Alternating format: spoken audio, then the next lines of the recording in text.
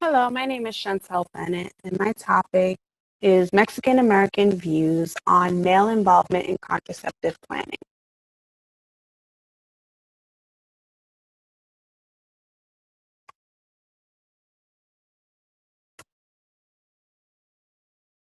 U.S. teen pregnancy rates are substantially higher than in other Western industrialized nations, and racial, ethnic, and geographic disparities in teen birth rates persist. Though teen birth rates declined from 2014 to 2015 for all races, in 2015, the birth rate for Hispanic teens were still more than 2 times higher than the rate of non-Hispanic white teens. What are the reasons stated for birth rates of Hispanic teens being 2 times as high? Well, in researching this, I found that adolescent girls stated lack of education, lack of communication with their parents, lack of communication with male partners, and not thinking that they would get pregnant as reasons why unintended pregnancies were high in this community. So what did the males think? As I further researched this topic, I found that perceptions and views on unintended pregnancy and contraceptives were few to none. But why is this when male partners are influenced in Latino oral contraceptive pill users? Why, when Latino men are more likely to have multiple partners than Latino teen girls? Well, my research is to understand Mexican American adolescent teen boys' views on male involvement in contraceptive planning. What is the importance?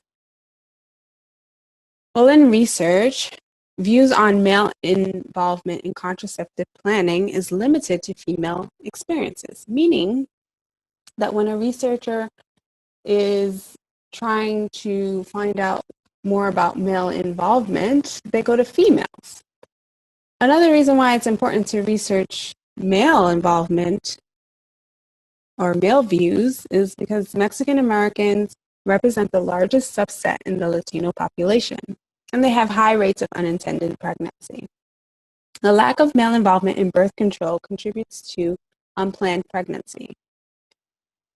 Mexican American adolescent females are the least informed on sexual manners compared to their peers, including Mexican American males. Therefore, they rely on their male partners and peers for sexual information. Partner involvement in hormonal contraceptions hormonal contraceptive has been associated with low discontinuation rates. In my literature review, I found that information was very scarce and scattered, so I decided to organize it into 3 categories to better understand the complex nature of the Mexican American male individual. So the first category, which is male involvement in contraceptive planning, the Kaiser Family Foundation survey was a random sample telephone survey of 100 or 1,005 Americans age 18 and older. So the survey found that 32% of men and 35% of women say that men should play more of a role in contraceptives. When further researching male involvement, I found studies in India and Africa that dealt with married men and their male involvement in contraceptive planning. There was also an ethnographic qualitative study from Africa that interviewed 20 men and 20 women on perceived barriers to male involvement in contraception. And the statement of men led to general or gender norms and limited choices available in contraceptive for men as barriers. So the second category I'm going to talk about or have researched is acculturation. And the definition of acculturation is a process of cultural change that stems from blending between cultures.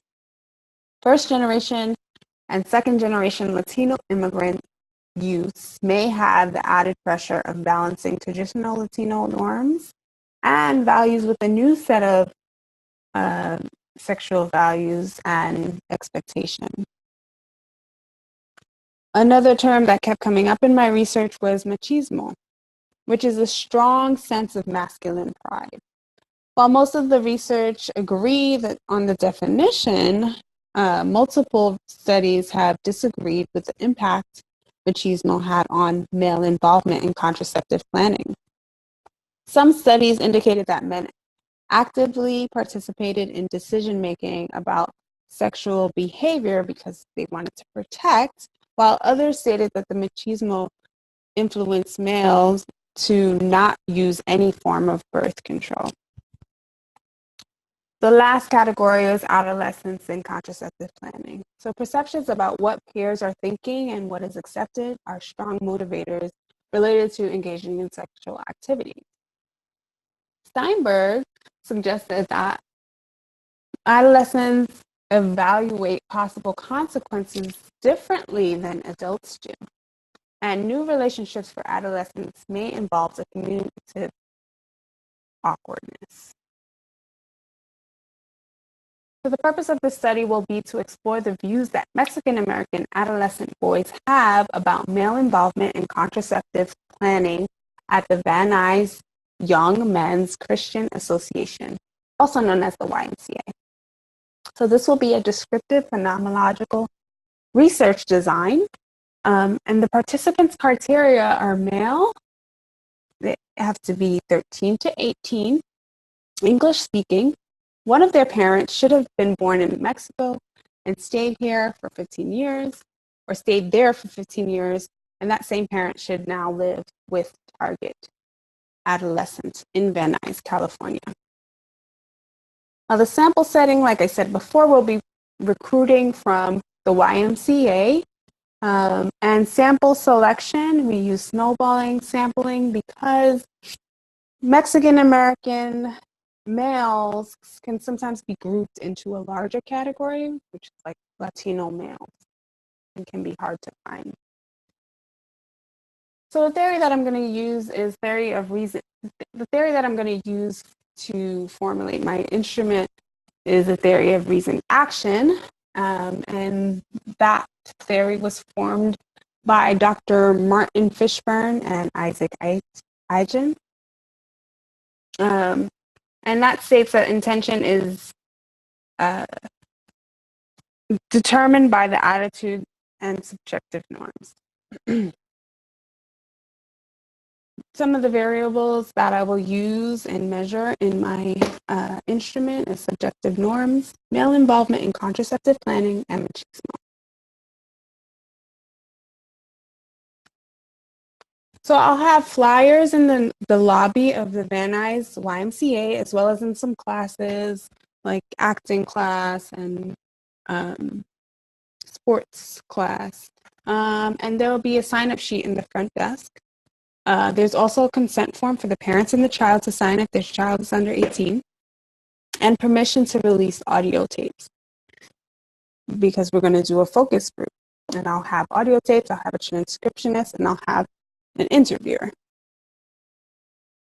So some of the ethical implications is that I will have to have the study approved by the IRB. Also, adolescents will be assured of anonymity, and the consent will be given both to the parent and child. And while anonymity will be maintained, the results will be shared in the study. So we will have to let them know that on the informed consent. To ensure validity, we will be doing member checking, which is like taking a preliminary result back to the participants for their reaction, and paired debriefing, which is working together with a colleague who has impartial knowledge of the study. So for data analysis, I'm going to listen to the recordings, give a first impression, then listen again and record relative phrases. And then code those phrases and then re-examine the information, and then I will do the member checking, and then the main points will be included in the findings. Some of the limitations of this study was that the types of relationship that the males have will not be assessed. So I will not know if they're married. I will not know if they're in a long-term relationship. And the criteria for subject could be compromised with subject on a system. So if they're not telling the truth about their parents having lived in Mexico for 15 years, I wouldn't know, because the only way to check is through the honest system. And limited participation may be a limitation only because at the YMCA, they want to go there for their classes and they don't want to take up too much time to do a study. And the study is restricted to the subset of Mexican Americans in this population area of Van Nuys.